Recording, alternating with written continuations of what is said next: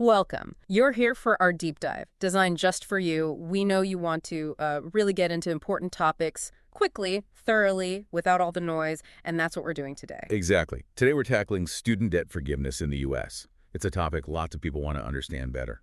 Huge implications. Personal finances, the economy, you name it. Absolutely. And just to set the stage, I mean, the numbers are kind of mind-blowing. Late 2023, U.S. student loan debt was over, what, $1.7 trillion?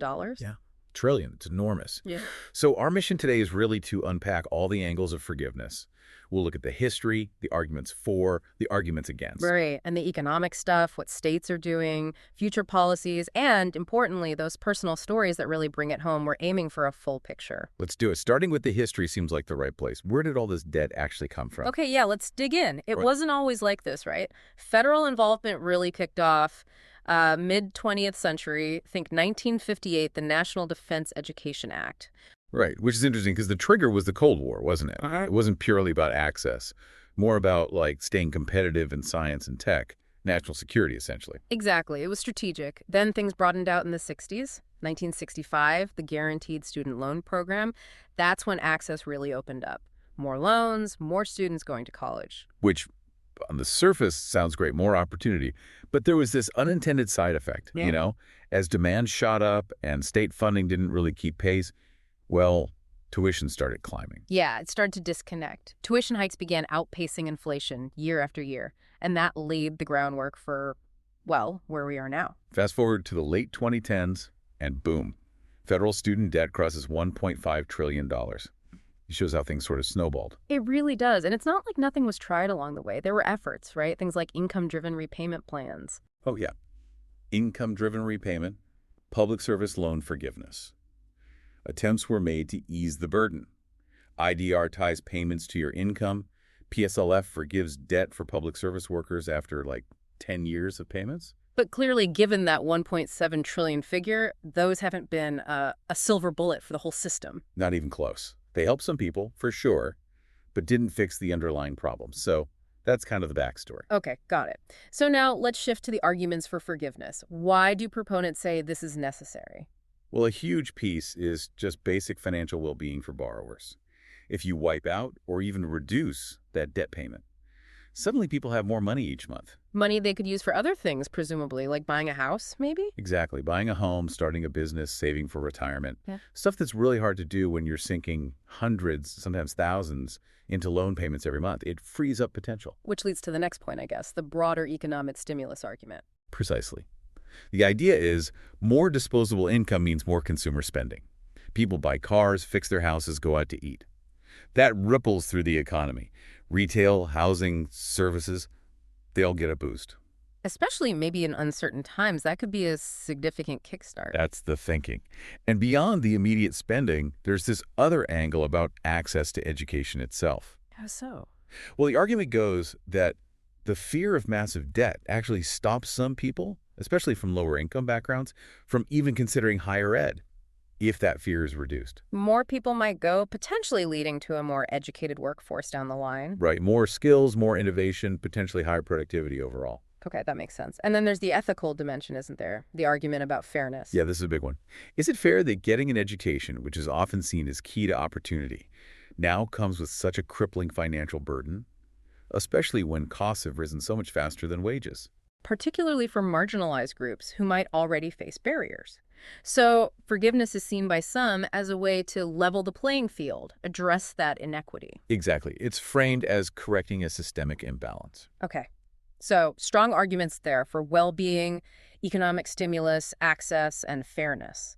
But obviously it's not universally popular. Let's flip it. What are the main arguments against forgiveness? Probably the most common one you hear is about fairness, but from the other side. What about people who scrimped and saved, worked extra jobs, maybe didn't go to their dream school specifically to avoid debt, or those who already paid theirs off? Right. They might feel like their sacrifices are being undermined. Like, I did the responsible thing and now others are getting a free pass. That's exactly the sentiment. It can feel like penalizing financial discipline. And tied to that is the question of, well, who pays for this? The taxpayer argument? Yep. Forgiving potentially hundreds of billions or even over $1 trillion in loans doesn't just make the debt disappear. Someone bears that cost. Critics argue it falls on taxpayers, including those who never went to college. So potentially higher taxes or cuts to other government services down the road, that's a major concern. A huge one. And then there's the economic concept of moral hazard. Ah, right. The idea that if you forgive debt now, what message does that send for the future? Exactly. Does it encourage future students, and maybe even universities, to be less cautious about borrowing and tuition costs, assuming another bailout might happen later?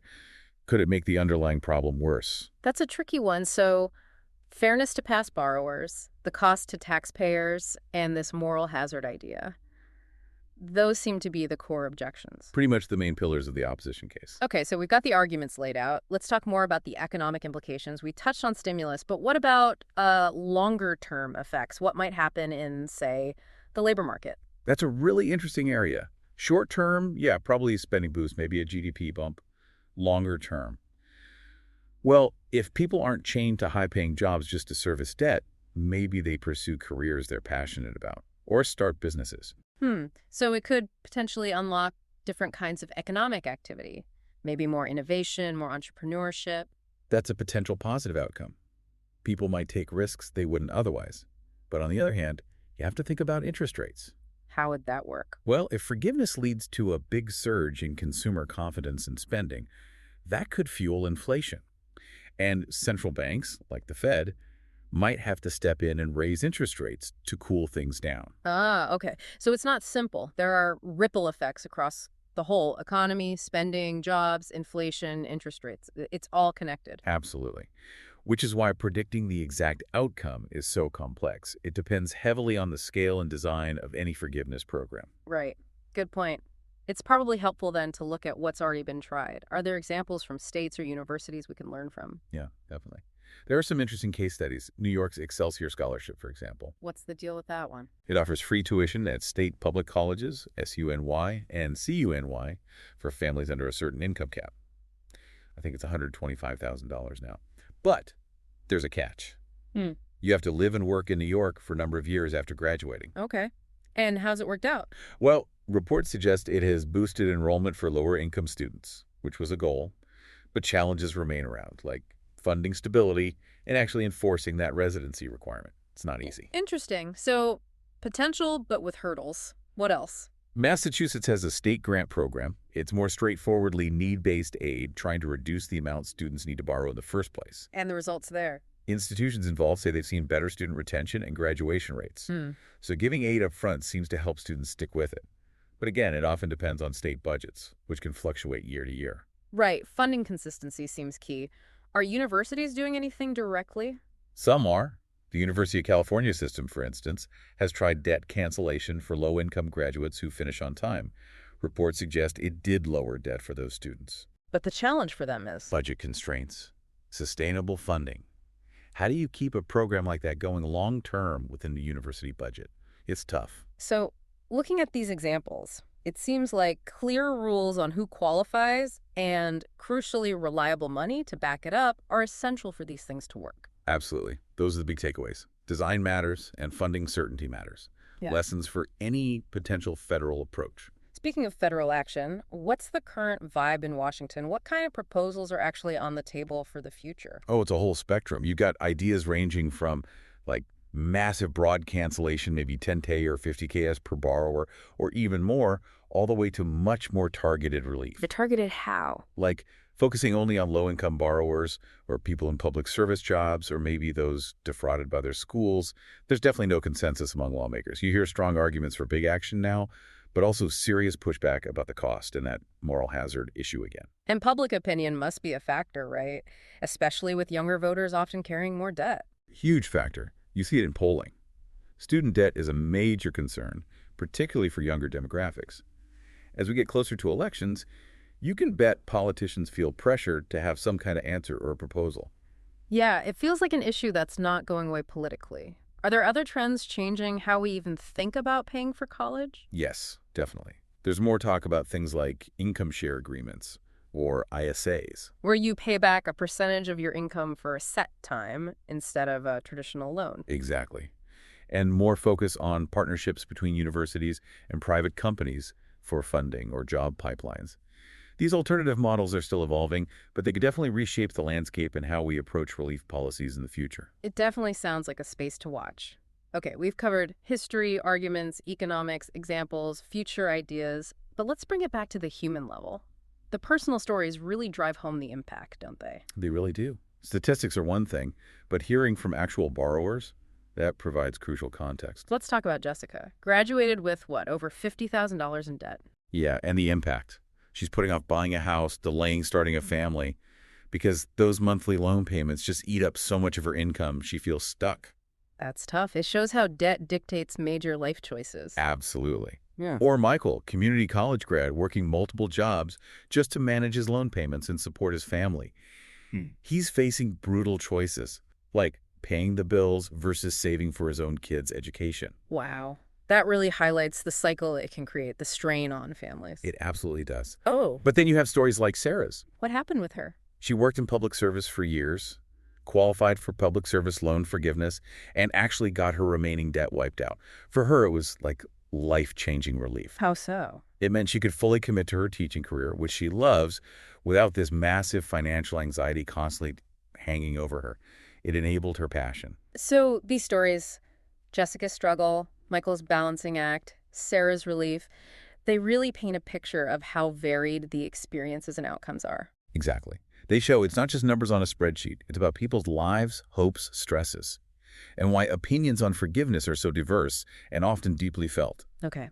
So as we wrap up this deep dive, we've gone through a lot. History, the pros, the cons, economics, real-world attempts, future possibilities, personal impacts.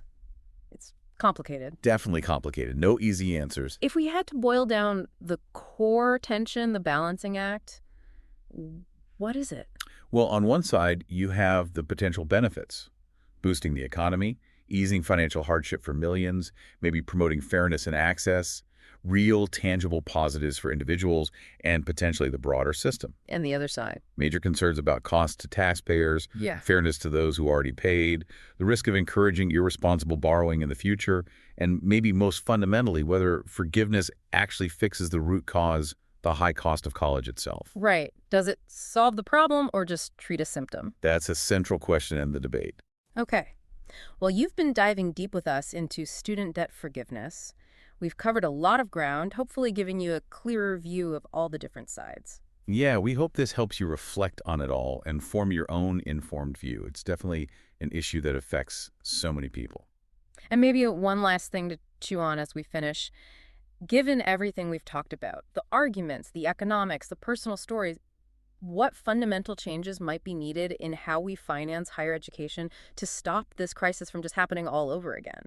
Where's the right balance between individual responsibility and fixing the system itself? That's the million-dollar question, isn't it? Or maybe the trillion-dollar question, something definitely worth thinking more about. Absolutely. Thanks for taking this deep dive with us today.